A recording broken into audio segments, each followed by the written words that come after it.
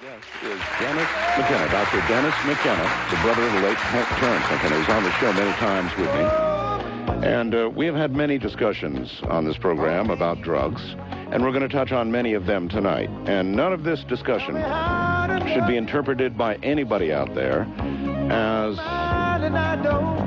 an indication that you should go out and do it. This is an examination of what some of this is all about. That's all. Drugs are part of our life. They're very much part of our life. Whether the over-the-counter type, the type you get at the store where it says drugs, or the guy down the street. You know, drugs are part of our society. Actually, a very large part of our society. So dare we talk about them? Absolutely.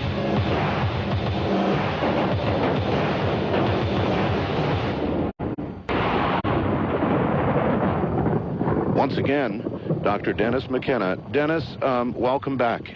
Thank you. How much of the experience of the pharmaceutical, the drugs themselves, crossed into a sort of a metaphysical search? How much of a part of all of this was that? Well, I think at that time in our lives, it was very much bound up with the metaphysical search. You know, we were so impressed with the effects of synthetic DMT, and so sort of frustrated with the rapidity of the experience. That was the rationale for going to the Amazon, to look for this orally active, this very obscure orally active form called ukuhe. As it turned out, ukuhe, which I returned to the Amazon 10 years later and did part of my doctoral work, turned out not to be that interesting. But in the process of investigating these things, we encountered the mushrooms when we went to La Chorrera for the first time, and eventually ayahuasca. And those are the orally active tryptamine hallucinogens that really have more depth to them. I'm somewhat curious.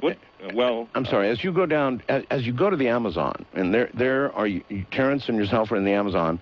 You're going to some natives way out in the middle of nowhere. How do you begin to ask them? Well, you know, what plants? Take us to the plants. We want to have this experience. How do you approach them? Well, we were very naive at the time. We didn't really know. We had read a few papers from Schulte's work, from the Botanical Museum leaflets that reported this for the first time. We just, you know, we were 20 years old, 20 and 24 years old, respectively. I mean, we figured, you know, the world was our oyster, and we could just go down there and get to it. And as it turned out, that wasn't so far wrong. And there was an amusing incident when we were on the way to La Chorrera, which is the ancestral home of the Witoto and this area of diffusion where this ukuhe is most widely used, even though now it's pretty much a dying cultural tradition. But there was a Colombian anthropologist at one of the villages that we passed through, Dr. Collier, and he claimed that, you know, if we went and asked the people for ukuhe, most would not know what we were talking about because it was a secret that only the shaman knew. And if we chanced to ask a shaman, he would probably kill us for even mentioning it.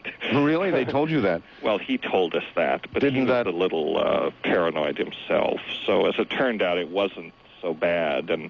And when I actually went back in 1981 as a graduate student to sort of more systematically go about this, I went to a different place. Colombia was difficult to travel in at that point, and I went to Peru to a village called Pucuurquillo, which is just north of the Amazon, downriver from the city of Iquitos, and that is sort of the new home of the Witoto after they were driven out of Colombia during the rubber boom. And so I went there and interviewed many people and sampled many collections.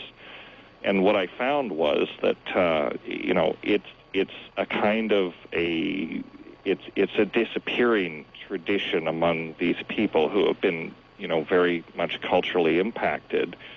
And it was kind of like, well, I remember my grandfather knew something about this, or really? My father knew something. I can try and make it. Of course, they didn't speak English or even Spanish. We were working through translators, but that was, that seemed to be the position it held at that time. But we did find one or two older people, older shaman in this group who really did know how to make the real stuff. And so, we did end up getting samples, bringing them back to the lab, and being able to, well, for my personal reasons, complete the thesis. How long were you there? In both instances? Well, in 1971, when we went down, we weren't really there that long. We went down in January of 71 and came out around the end of April. That's quite a while. Right. And in 81, when I went to Peru, I wasn't Pucallpa or Quito the whole time. I was traveling all over the country because I was also investigating ayahuasca. I was there about 5.5 months. Oh, no, that's quite a while. That's a while. Yeah. Did you actually live out with the natives for a while? Part of the time. But when you're working with ayahuasca in the Amazon among the mestizo populations is really a sort of an urban phenomenon. There are still tribes out in, up the rivers that are using it, but it's become amalgamated into mestizo folk medicine, so it's really on the outskirts of cities like Iquitos and Pucallpa. How much longer will all of this even be there? In other words, you're saying it's being assimilated, it's disappearing. In another 10 or 20 or 50 years, would you not be able to make that trip with the same results? It would be difficult. A lot of these indigenous tribes are definitely in a state of cultural decline. They've been impacted by so many factors, relocation, dislocation, and loss of their cultures. But in mestizo folk medicine, where ayahuasca is commonly used and is kind of the at the center of a whole pharmacopoeia of medicinal plants that these people use, it's, I think that tradition is going to survive, especially now that there's so much interest from American tourists. This whole industry of drug tourism, which I don't necessarily think is entirely a bad thing or a good thing, but it's, in a sense, it's been a shot in the arm to the traditional people. You mean there are people that virtually, they're drug tourists? They go down there just... People that go down to have these experiences, usually with ayahuasca. The problem is that there's also, anytime there's a revival, there's also a lot of charlatans. It's not easy to get to the people that really know what they're doing, but you can easily find anybody on the street corners of Iquitos who would be willing to sell you, something that they call ayahuasca. You couldn't really be sure that that's what it is, but so, it's a mixed bag, but I think, one of the positive things about it is that some of these people are sincere and they are rediscovering their own traditions. I don't think ayahuasca is going to go away very soon. And in fact, there are indications that it may be spreading, and that, again, that has negative and positive aspects about it. Let's talk a little bit I would like to say I appreciate that you sort of put in that caveat there at the end of the hour. I'm not on this program to advocate that anyone should use of drugs, any of these things. I think that they should be investigated. I disagree with the whole strategy of the war on drugs. I think that's very short-sighted, and I think that people should have, personal choice to form relationships with plants, which is basically what this is about. I do have a lot of trouble with the war on drugs, right? Particularly the way it's being orchestrated disproportionately with regard to marijuana, for example. Well, it doesn't. It simply doesn't work. I think the thing to do, a better approach is to enable people to make informed choices. And when I say form relationships with plants, I use that term deliberately because I think when you choose to use a drug of any sort, you're choosing to have a relationship with that substance. That's and just as you should be careful in choosing your friends and choosing the people you want to hang out with, you should be careful and make informed choices in terms of the substances you put into your body, and particularly with the psychedelics, the circumstances, the set and setting that Leary talked about is so important for the effects. And that is why shamanism is really the model. These people have been working with these substances for thousands of years. And, if we're going to develop models, whether psychotherapeutic or shamanic or whatever, but you need to, in order to use these substances safely and, in a way that has benefits, and I believe they can be used safely and they can be beneficial, but the context is so important. And this is the problem, that in this culture we lack that context. We lack that traditional context. Are there laws against these drugs now in America? Which drugs? Well, DMT. DMT is a controlled substance, definitely. All right. When it comes to plants that contain DMT, of which many, many do, because DMT is a very simple compound and it's very widespread in nature, the situation is much murkier. It's not clear. In fact, the plants themselves, as far as anyone knows, are not illegal. But then they contain a controlled substance, DMT. Our own brain contains DMT. So this is creating some legal conundrums right now. How can you ban all plants containing DMT without essentially criminalizing all of nature? DMT has been detected in over 150 species of plants, and that's only because somebody has bothered to look. My personal belief is it's probably found in thousands, if not tens of thousands of plant genera.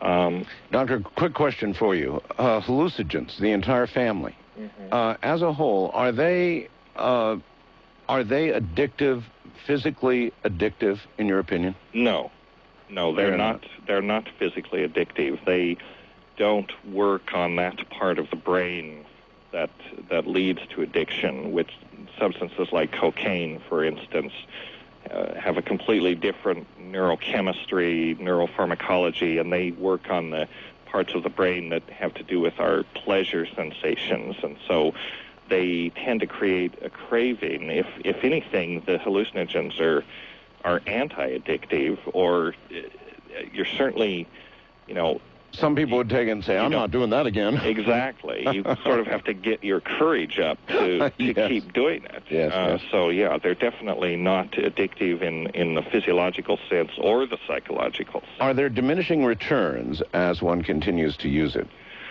Again, I think that depends on the substance that one is using, and it depends on the context in which you use it. If you use it for recreational purposes or without any real intent, in taking ayahuasca, they always emphasize that it's important to have an intent, then I think after a while there are diminishing returns because, you have no framework in which to understand it. On the other hand, if you're working in a context, whether it's something that you create, sort of your self-referential context for learning, or whether it's a more traditional shamanic type context, then I think there are anything but diminishing returns. That's the thing, particularly with substances like ayahuasca. If you people shouldn't get involved with it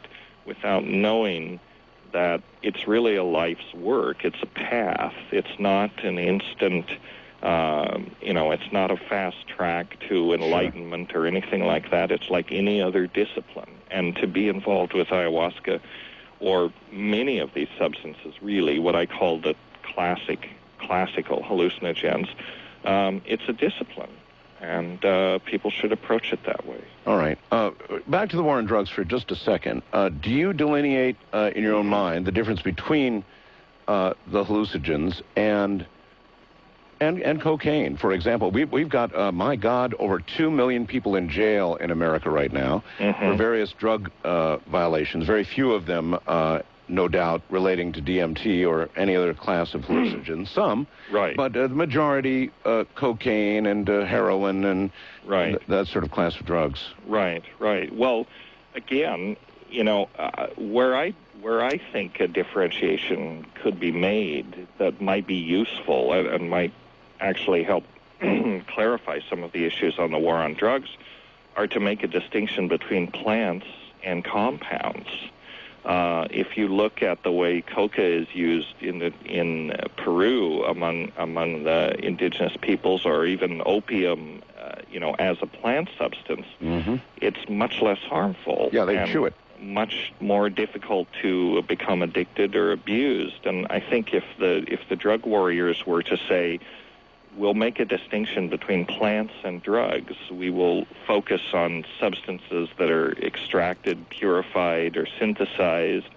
Plants, we're not so interested in. 90% of the drug problem would go away if they would just, say, we're not going, primarily cannabis would drop out of the debate. Sure. And they would say, right away. Well, it's an herb, and we're not that concerned with it. Well, what would happen if they brought coca plants, raw coca plants, to America and began selling them on the street or in a store, as they are sold in South America and used and chewed? Would it be an instant hit, or would it be sort of, hey, what's the big deal? It would be, hey, what's the big deal? I don't think most people would bother with it because, because it is no big deal. I mean, coca as traditionally used, is about as harmful as green tea. There have been studies that show that coca, among the people who live in the Andes who depend on it, it's an appetite suppressant.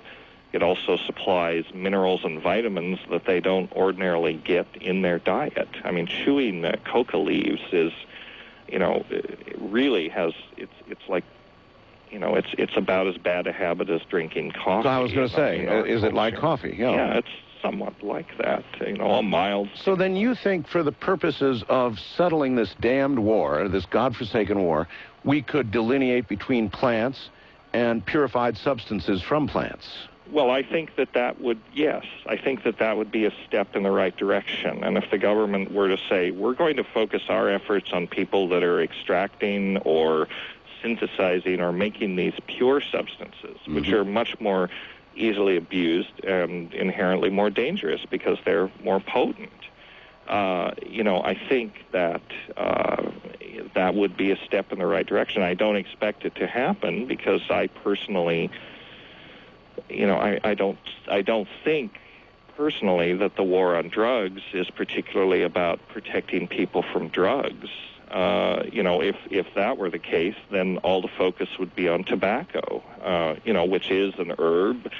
It also kills 400,000 people a year in this country, as opposed to all other drugs of abuse, which kill maybe 20,000 people a year. Absolutely right. All right. So, here we are at the top of the hour already. Time really flies. We can find out. So, Dr. McKenna, hold on. We'll get back to you after the news at the top of the hour. We're talking about drugs, all kinds of drugs, with Dr. Dennis McKenna. I'm Art Bell. The world was on fire.